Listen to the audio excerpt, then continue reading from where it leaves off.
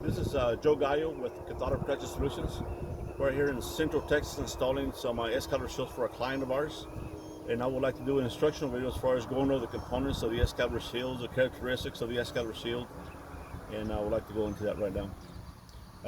Right here we have a Excalibur shield, cut version of the Excalibur shield with a single coupon holder. And then right here we have an adapter from a 1" to a 2" that fits right here.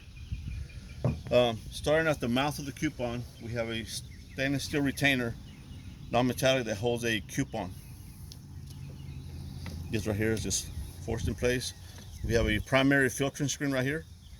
We have a disc coupon here, 1/4 inch by 3/4 inch. It just snaps in place on top. These threads are 2" MP3 threads.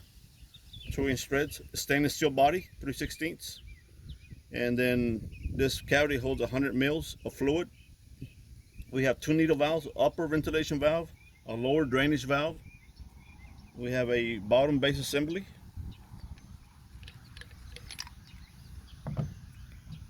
Which has the bottom base, a O-ring and fine threads, and then we have a single coupon holder.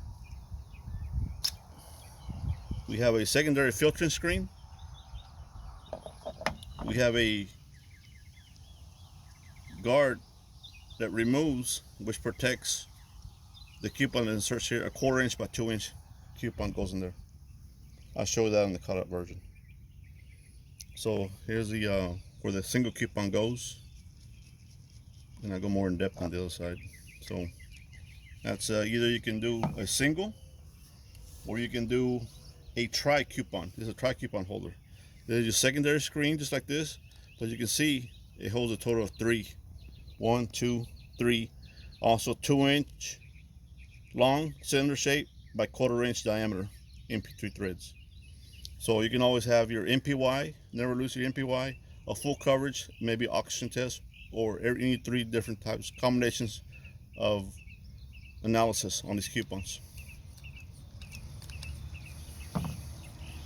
So that's your 3-part. And then here you can see the cutout version, the mouth,